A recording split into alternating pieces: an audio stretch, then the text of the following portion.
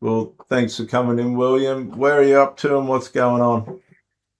Thank you for having me. Yeah, it's all Pro right. Theologist, count Yeah, straight. let your friends know they can come on. I will do. Well, I've just returned from Nelson Bay, day's trade out there, running an amusement rides gig, bungee trampolines. You may have seen them out at the Westfield Tuggerah, out at Brisbane. Used to operate Chermside, Mount Gravatt, Carindale. Out in Brisbane under my uncle, Robert Lee, who's the manufacturer of that. He's a good bloke. Top bloke. Yeah, one of the best. And then now I've taken over his first site, I believe it is, or second site, just down in Nelson Bay. Do the weekends out there, weekend trade, and then hook in for the school holiday periods. And is that a tough gig? What you make it, really. Right. If you can tolerate people, Mm. and absorb people's moods, try to keep everyone happy and find some happiness in that yourself. No, it's not a tough gig. Fair enough. What's going on with your upbringing and why you contacted me and all this? It's something I'm still working out, but something I've been working on. It was a difficult upbringing. Wasn't the best start to life, one would say. Something you carry through life without even really acknowledging. Broken home, broken family. Not the best direction in life. Living in my mother's home without masculinity and trying to find your place in the world. In a world you don't even know what you're there for, why you've been put there, why the things transpire the way they do till you get older. I better understand now. But there's a lot there. Been a lot of struggle. Also been a lot of progress. And so what's that mean? It means it's an ongoing journey and I'm yet to get it right. And so where are you up to in yourself? Little steps. Better understanding myself. And so where are you up to with the chemical captivity and that? It's an ongoing struggle.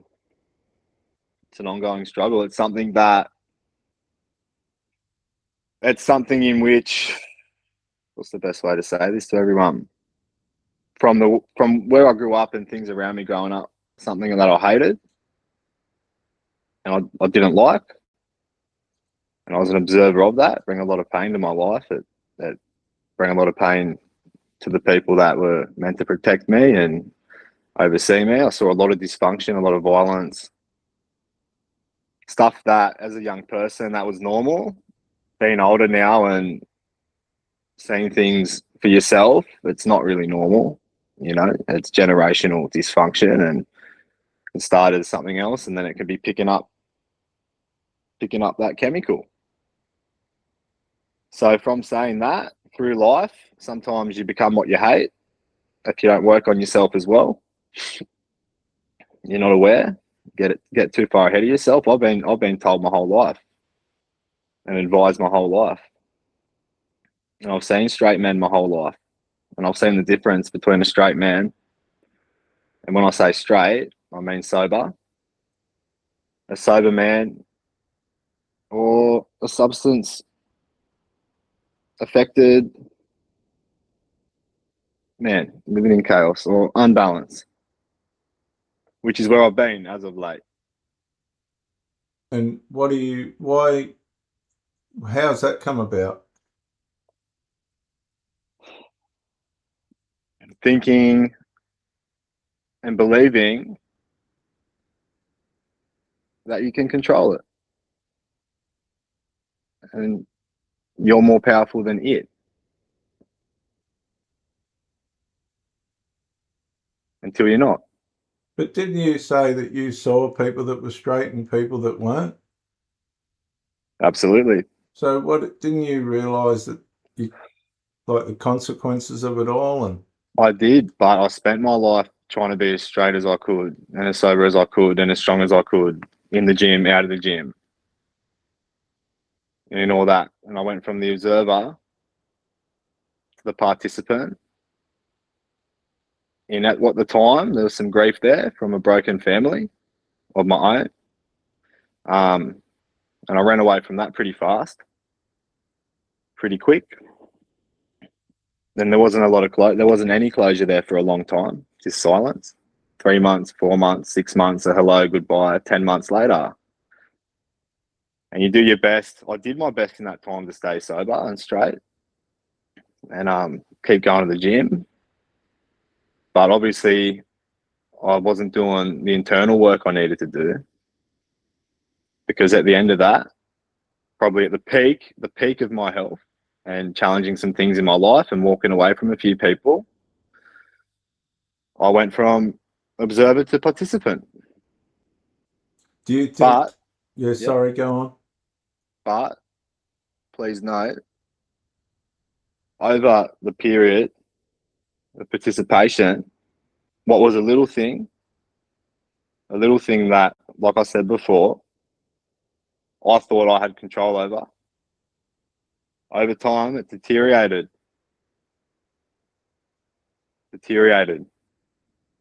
and I let it start to control myself and me. Do you think making a conscious effort, trying not to do it, could have caused you to actually do it? Absolutely, that's ego and pride, thinking that you're better than other people and your turn off switch is better. You said that But everyone starts somewhere. you mentioned that you might have thought you were better than the drug. That you could. I wouldn't say better than the drug. I would say I thought I was stronger than I was to navigate the drug. But from little things, big things grow if you don't address shit properly. Could you sing that? From little things, big things grow. Yeah. From little things, big things grow. Yes. I didn't mean to. That's all right. Sorry, guys. Okay. I just felt like singing that one. Yep. Next question, please. So, where are you at now? What's going on? Right now, I'm a work in progress, mate. But life is a work in progress. So we make mistakes. Maybe the mistakes can become lessons. And we can't change the past. We only learn from it. We got to try. My advice from my experience is, when we're hurting ourselves on the chemical, you got to try not to hurt other people, because you can take accountability for your shit and what you hurt yourself in if you want to and you want to change. But if you get too hard into that and you're running through life at that pace and you start burning other people, then you might not be able to fix that. You might not be able to fix that wound. In yourself, you kind of have to. You got to deal with it or you don't. But it's up to you. It shouldn't be up to other people to be put in a position or a situation in your own shit and your own chemical imbalance, or whatever you want to call it, to start destroying other people. That's when it's bad. So what advice would you give to fellas that are your age, if not older and younger? What advice? My advice would be, go see somebody. Go talk to someone. I never wanted to. And when I started to, it was helpful.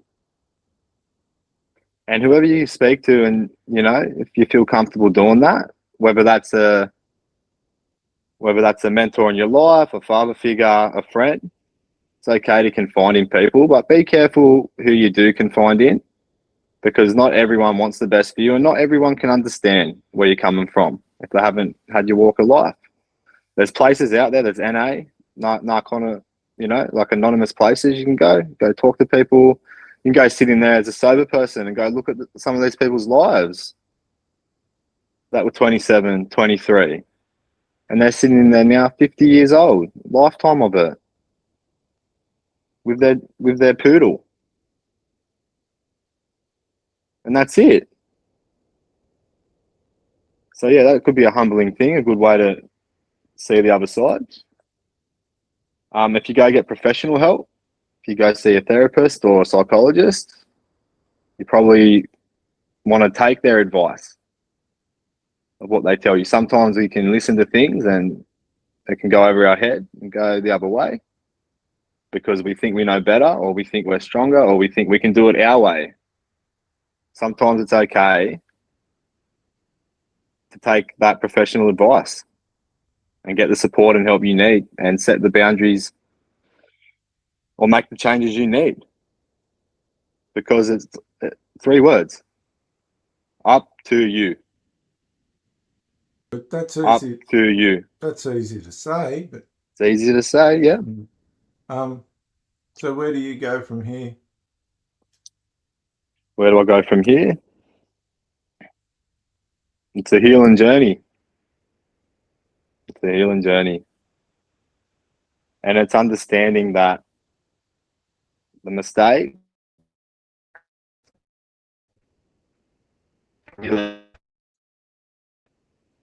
Go again on that answer. that the mistakes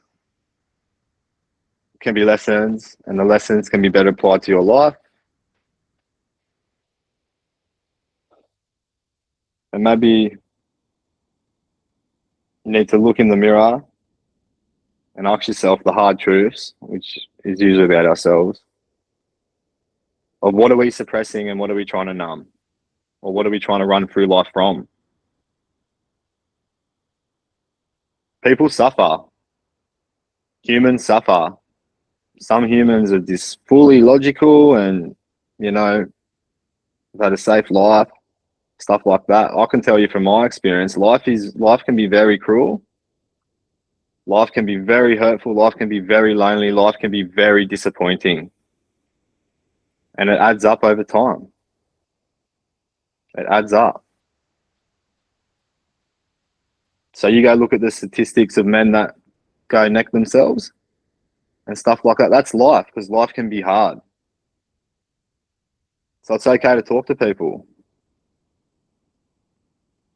But putting a Band-Aid, putting a chemical Band-Aid on deep wounds, which probably come from your childhood, it might feel good for a while. At the start, it's great. Full speed ahead. But this up here, that chemical's no good for that. And that stimulation and that pace of being stimulated and flying through life, it comes with a price.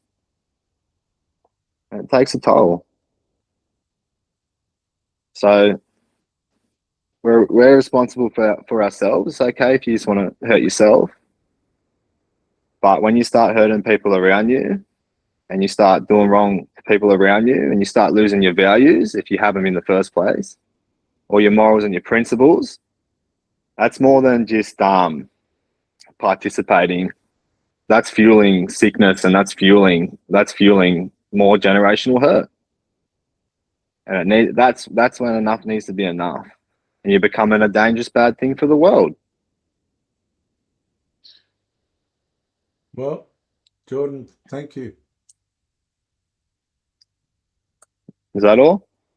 Well, you tell me. Is that all? It's never the end. Till it's the end. No, it's not. So you're going to be all right. I'll be fine, mate. I'll be good. It's easy to say. No. Well, everyone is different. So have you got people? Have you got people you can reach out to if you? Yeah, I do. Start to. Yeah, I do. Wobble a bit. I do, mate. Yeah, All mate, right. and I'll tell you another thing. Mm. It took me a long time to reach out because the chemical was band-aiding things that I needed to work out. And because I hadn't worked them out, I wasn't reaching out. So I had it under control, but I didn't.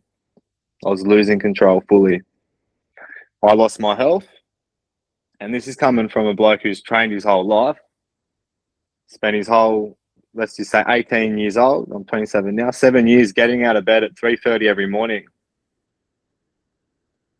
and bumping out 100 push-ups every day, every night. Bricklayer by trade. It wasn't easy, but I got it done in the end. And I kept trying at the same time always being loyal to another business, which took 15 years for any fruit to come from, 10 years for any fruit to come from. But I gave up on those things at times, but I had a good and some good mentors that opened those doors for me. And if I didn't have those things, I probably wouldn't be here. Be hopeless. That's why it's important to knowledge is power. Knowledge is power. This thing's important. You got to have something to stand on, you know. But I'll tell you this: I lost everything. I'm on Job Seeker now. I'm on Centrelink Job Seeker. I had 4 cars. I've got no car. I've got no license. I've been in fucking court cases, nearly in jail. I'm on a CCO, and that's just a little thing like this of it. You know, it's a different world.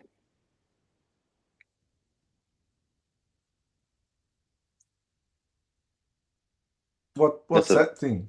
It's a nicotine vape. Oh yeah. Mm. Well, mate, we'll leave you on that note, and hopefully you'll keep well. Just make sure you got people around you can talk I've got to to. ask you, pro theologist, Yeah. do you think this video could help point someone in the right direction one day? Yeah. Okay. If YouTube stops shadow banning the channel. Yeah. Well, mate, it's been an honor to be on here. Thank you Yeah. very much. Yeah. The hardest truth is the truth about ourselves. Mm. And don't be afraid to be honest about what you are as a person and who you are, where you come from. And if you don't like it, accept that you don't like it and try to change it and try to be a bit better. That's it. And it might be little steps, it might be none, but all you can do is try. And don't hurt the people around you. They don't deserve it. Don't hurt the people around you. Because when you're hurting the people around you, you're becoming something dangerous for this world, because that hurt is contagious and it spreads around. It spreads around. And sometimes you can't fix it. It's too late. All right, it's been an honor. Thank you. Okay. Righto, well, you keep well. No worries. See ya. See you later.